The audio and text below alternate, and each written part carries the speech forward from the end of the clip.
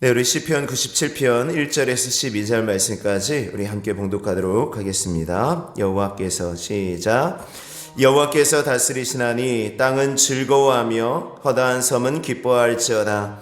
구름과 흑암이 그를 둘렀고 의와 공평이 그의 보좌의 기초로다.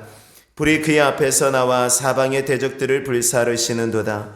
그의 번개가 세계를 비추니 땅이 보고 떨었도다. 산들이 여호와의 집 앞 곧 온 땅의 주 앞에서 밀랍같이 녹았도다. 하늘이 그의 의를 선포하니 모든 백성이 그의 영광을 보았도다. 조각한 신상을 섬기며 허무한 것으로 자랑하는 자는 다 수치를 당할 것이라. 너희 신들아 여호와께 경배할지어다. 여호와여, 시온이 주의 심판을 듣고 기뻐하며 유다의 딸들이 즐거워하였나이다. 여호와여, 주는 온 땅 위에 지존하시고 모든 신들보다 위에 계시니이다. 여호와를 사랑하는 너희여, 악을 미워하라. 그가 그의 성도의 영혼을 보전하사 악인의 손에서 건지시느니라. 의인을 위하여 빛을 뿌리고 마음이 정직한 자를 위하여 기쁨을 뿌리시는도다. 의인이여, 너희는 여호와로 말미암아 기뻐하며 그의 거룩한 이름에 감사할지어다. 아멘. 아멘. 오늘의 시편 97편의 말씀은 왕의 대관식이라고도 합니다. 왕의 대관식, 누군가 왕이 올랐을 때 부르는 노래라고 할 수 있는데, 누가 왕위에 오르고 있습니까? 하나님이시죠. 하나님의 세상에 왕이십니다. 세상의 인정과 대관식 할 필요도 없이 사실은 하나님의 왕이신 것을 우리들이 알고 있습니다. 그래서 오늘 말씀은 어떻게 보면 하나님께서 왕위에 오르신다. 하나님께서 왕이시기 때문에 너희는 그 다스리심에 기뻐하고 또 하나님을 높여라 라는 것으로 좀 볼 수 있을 것 같습니다. 오늘 전체적인 주제를 하나님으로 말미암아 기뻐하라 라고 좀 정해보았습니다. 하나님으로 말미암아 기뻐하라. 이 말씀 보면은 기뻐할지어다 라는 말씀이 좀 자주 나오죠. 기뻐하라 라는 말씀 1절에도 나오고 또 쭉 보면은 여호와여 하면서 또 8절 말씀에도 여호와여, 시온이 주의 심판을 듣고 기뻐하며, 또 11절에도 악인을 위하여 빛을 뿌리고 마음이 정직한 자를 위하여 기쁨을 뿌리시는도다. 12절에도 여호와로 말미암아 기뻐하며 이렇게 나옵니다. 기뻐하라 라는 것입니다. 기뻐하라. 왜 우리가 기뻐해야 될까? 오늘 1절 말씀에 이렇게 말씀하죠. 여호와께서 다스리시나니 땅은 즐거워하며 허다한 섬은 기뻐할지어다. 왜 기뻐하라고 선포하고 있죠? 하나님께서 다스리시니까, 여호와께서 다스리시니까 기뻐하라라고 말하고 있습니다. 땅은 즐거워하며 허다한 섬은 땅은 기뻐하며 허다한 섬은 기뻐하라라고 말하는데요. 땅이라는 것을 우리들이 걸어 이렇게 다닐 수 있는 건 땅이 되겠죠.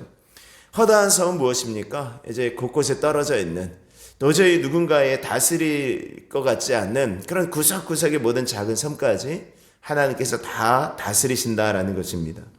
그러니까 오늘 이 말씀은 땅은 즐거워하며 허다한 섬은 즐거워할지어다라는 것은 결국은 이제 우리 앞편 어제 말씀드렸던 시편 96편 1절에 나오는 온 땅이여, 이 말씀과 똑같은 말 아니겠습니까? 온 땅이여, 모든 땅아. 그러니까 땅과 바다와 저기 바다 끝에 있는 그런 모든 작은 섬들까지 즐거워해라. 그러면서 온 땅이여 그러면서 기뻐하라고 지금 초청하고 있는 것이죠. 하나님께서 다스리심을 기뻐하라. 하나님의 통치를 기뻐하라 라는 것입니다.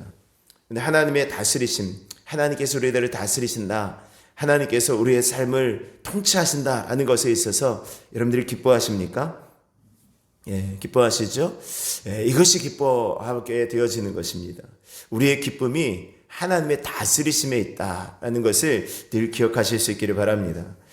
저는 대통령 선거를 치를 때마다 좀 드는 생각이 있어요. 우리가 우리의 손으로 민주적인 투표를 해서 뽑는다고 하잖아요.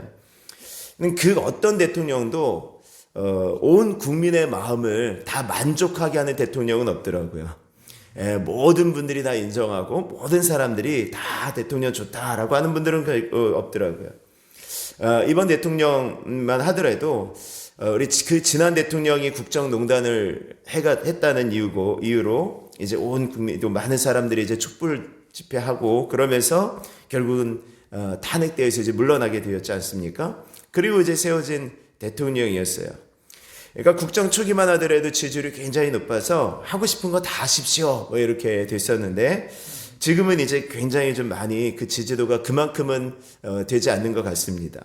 물론 뭐 다른 어떤 대통령보다는 조금 높다고는 하지만, 그래서 지금 여기저기서 불만이 막 터져 나오죠. 대통령에 대한 불만도 터져 나오고, 정부에 대해서 어떻게 해야 된다라는 그런 의견도 나오고, 뭐 이번 대통령이 정권을 갈아야 된다, 뭐 교체해야 된다라는 그런 이야기도 좀 나옵니다. 그런데 또 한번 생각해 보면, 지금 여당 후보든 야당 후보든 어떤 후보가 대통령이 되든 간에 그 후보가 됐다 그래서 잠시 그들을 지지하는, 밀어줬던 분들은 기뻐할 수 있을 거예요. 근데 그 기쁨이 오래 가지는 못하겠죠. 왜? 국민들이 바라는 것은 대통령이 국가를 잘 다스린다라는 것이 아니라 내 뜻대로 내가 요구하는 것을 잘 들어줄 수 있는 사람을 요구하기 때문에 그래요. 바꿔 말하면 대통령이 다스리시면 우리가 기뻐하는 것이 아니라 우리가 대통령을 움직이려고 하기 때문에 힘든 것이죠. 우리가 대통령을 움직이려고 하다 보니까, 우리가 다스릴 수 있는 사람을 뽑다 보니까 그 어떤 사람도 만족할 수가 없는 것이죠. 우리가 하나님께서 우리들을 다스리신다라는 것을 그런 식으로 접근하면 안 됩니다. 하나님께서 내 마음대로 내가 요구하는 대로 들어주시는 거야 라는 분이 하나님이 아니시죠. 우리는 반대로 하나님의 말씀 가운데 하나님의 통치를 받아야 되는 하나님의 백성인 것을 믿으실 수 있기를 바랍니다. 그러니까 하나님께서 다스리시는 것을 기뻐한다라는 것이, 이게 굉장히 좀 큰 의미가 있습니다. 결국 하나님이 나의 왕이시라는 거고, 내가 하나님의 백성이라는 것을, 또 하나님이 나의 목자가 되시고 내가 하나님의 양이라는 것을 인정하는 것이기 때문에 그렇습니다. 결국 그 다스리심 속에 내가 평안을 누릴 수 있다라고 그렇게 믿지 않으면 우리가 하나님의 다스리심을 받을 수가 없겠죠. 오늘 하나님의 다스리심을 기뻐할 수 있는 은혜가 있기를 원합니다. 자, 2절에서 5절 말씀, 그럼 어떻게 하나님의 통치가 이루어지는지를 말씀하고 있어요. 2절 말씀 보면, 구름과 흑암이 그를 둘렀고 의와 공평이 그의 보좌의 기초로다 라고 말씀합니다. 구름과 흑암이 하나님을 둘렀다. 여러분들, 구름이, 하나님께서 임재하실 때 구름이 이렇게 쫙 들어선다 그러면 뭔가 좀 그럴듯하잖아요. 우리가 어떤 영화 같은 산신령이 나타나면 뭔가 이렇게 쫙 뿌연 안개 속에서 나타나니까 그럴 수 있는데, 흑암이 덮인다라는 것이, 깜깜함이 덮인다라는 것이 조금 이해가 안 될 수 있어요.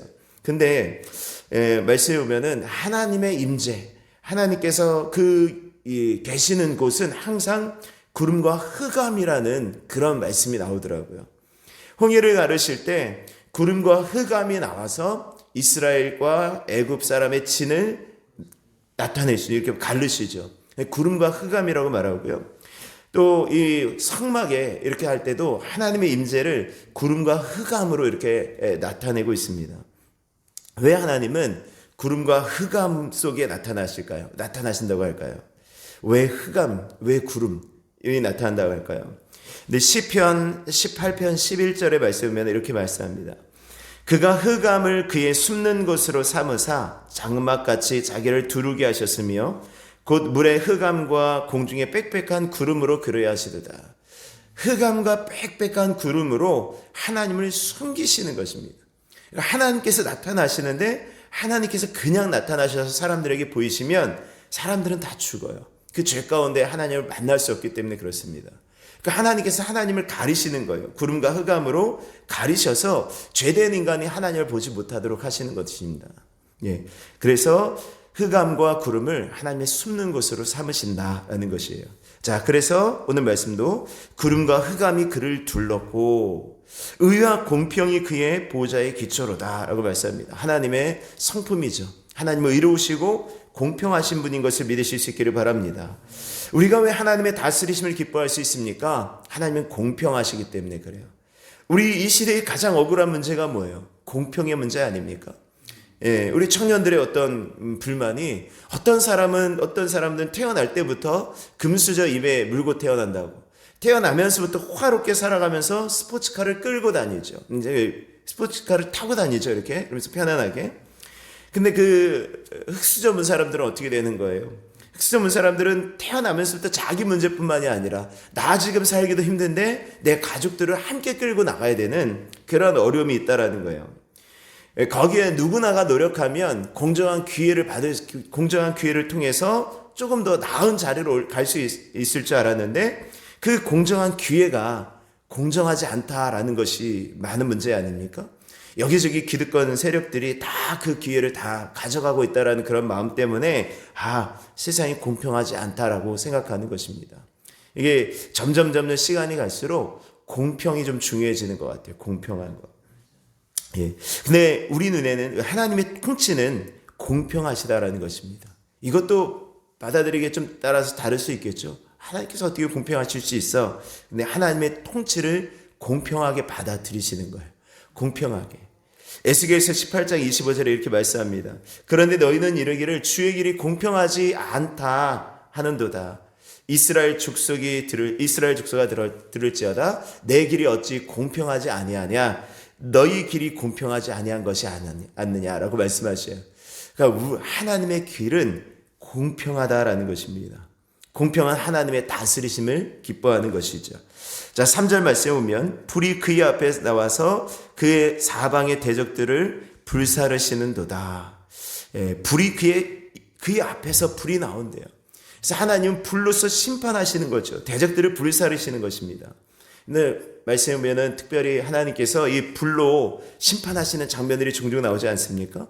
소돔과 고모라 땅에 하나님께서 불과 유황으로 그 하늘에서 내리셔서 다 멸망을 시키시죠. 또 아론의 두 아들 나답과 아비후가 하나님께서 명하시지 않은 다른 불을 이렇게 분향하다가 그 속에서 불이 나와서 삼켜 죽는 그런 사건이 있었습니다. 그러니까 하나님의 심판의 도구를 이 불로서 사용하실 때가 많습니다. 그래서 오늘 말씀에 보면은 불이 그의 앞에서 나와서 사방의 대적들을 불사른다.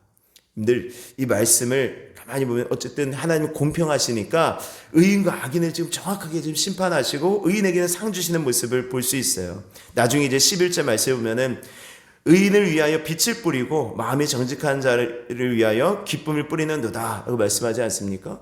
그러니까 의인에게는 기쁨을 주시고 빛을 뿌리는 것이에요. 그런데 악인에게는 불을 내려주셔서 불로 심판하시고 지금 다 물리치시는 것입니다. 자, 그리고 이제 7절의 말씀 보겠습니다. 5절의 말씀 보면 산들이 여호와의 앞 곧 온 땅의 주 앞에서 밀랍같이 녹았도다. 여러분들 불이 나오니까 산들이 온 땅의 주 앞에서 밀랍같이 밀랍이 초 아닙니까? 초. 이 초같이 다 녹아버리는 것입니다. 아마 이 시인이 이 화산 폭발하는 거 이런 것 좀 보고 쓰지 않을까 이런 생각도 좀 들어요.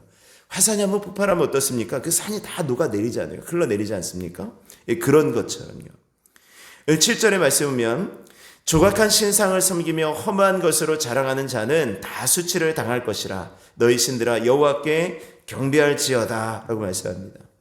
자, 하나님께서 다스리시는 때에는 우상을 섬기며 하나님 아닌 다른 것으로 자랑을 삼는 자는 다 부끄러움을 당하게 될 것이다 라고 말씀합니다. 조각한 신상, 험한 것으로 자랑한다라는 것. 조각한 신상을 우리들이 섬기지는 않죠. 섬기지는 않습니다. 근데 험한 것으로 자랑하는 것은 좀 많이 있습니다. 세상은 얼마나 많은 것들을 자랑하고 살아갑니까? 내가 얼마나 많은 돈을 가졌는지, 내가 얼마나 많은 것들을 누리고 사는지, 얼마나 많은 지식을 가졌는지, 얼마나 많은 힘을 가졌는지, 내가 얼마나 많은 권세를 가졌는지를 자랑하는 것이죠. 이것들이 다 험한 것으로 자랑하는 것이죠.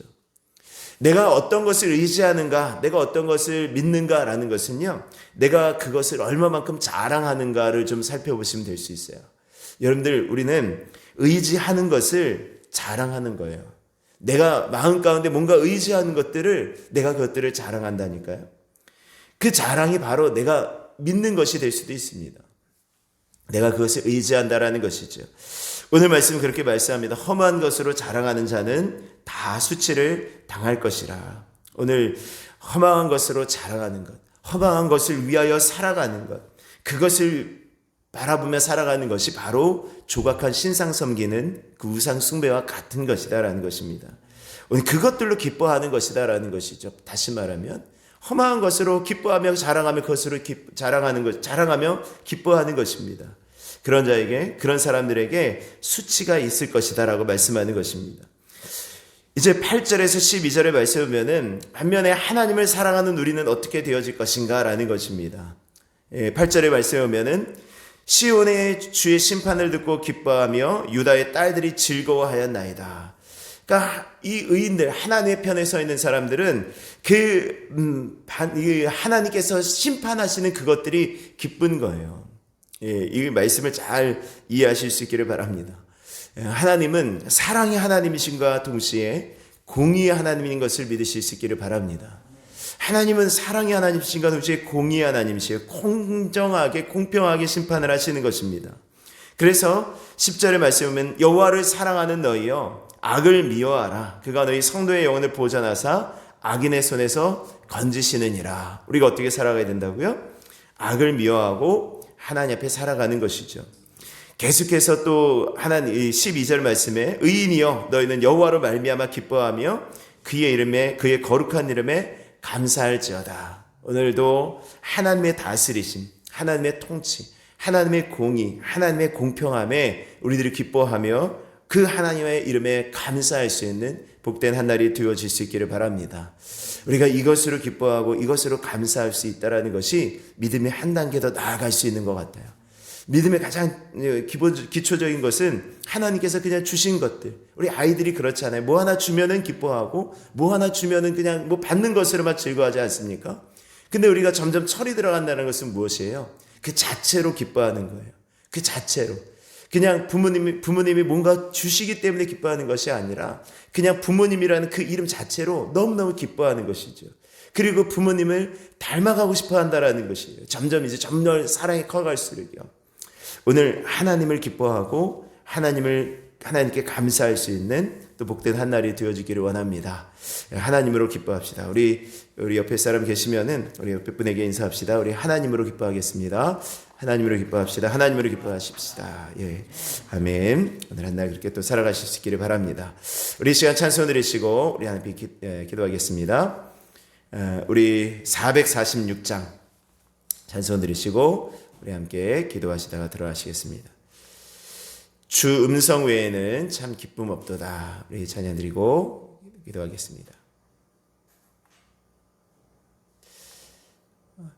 주 음성 외에는 참 기쁨 없도다.